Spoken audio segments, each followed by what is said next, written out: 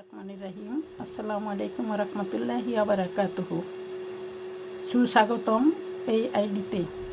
দেখতে থাকুন আজকের রান্নার রেসিপি। আমি গরুর মাংস নিয়েছি, মাখিয়ে বসিয়ে দিব এবং সাথে থাকছে নিরামিষ লাউ বাগার দিব। সাথে আমি কিছু ডাল গরুর মাংসটা অফ ক্যামেরায় হাতে মেখে বসিয়েছি।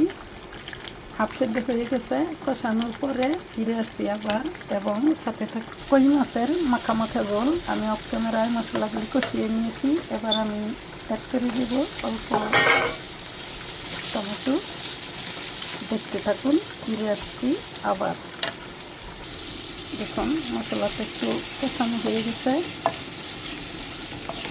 টমেটো এখনও আস্ত রয়েছে বাট মিক্স হয়ে যাবে। আমি আবার দিয়ে দেবো ভেজে রাখা কই মাছগুলো, অল্প পানি অ্যাড করে সাথে।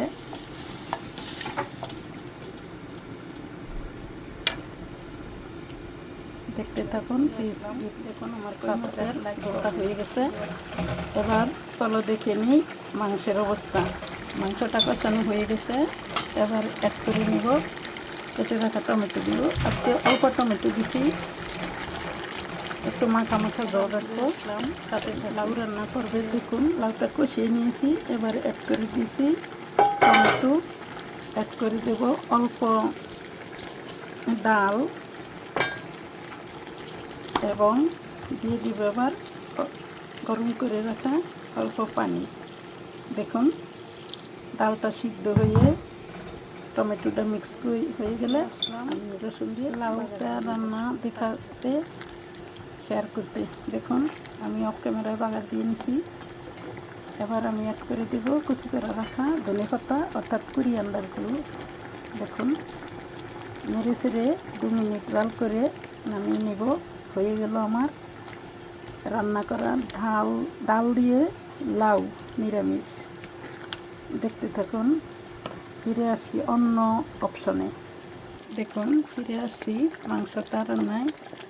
মাংসটা হয়ে গেছে, এবার আমি অ্যাড করে দেব হাতে বানানো কিছু জিরার গুঁড়া। আপনারা জিরাটা টেলে নেবেন, তাহলে পারফর্মটা ভালো হয়। এবং সাথে অ্যাড করে দেব অল্প লেবুর জুস রস।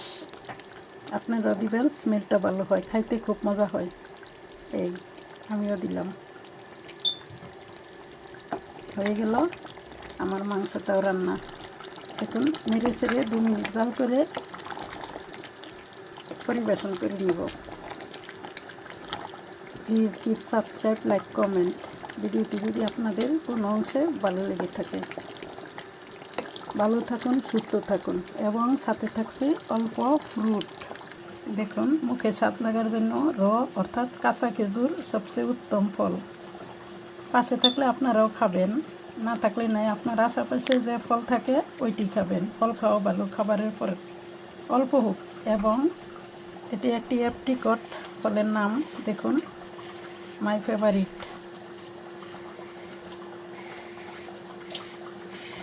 Thanks a lot again.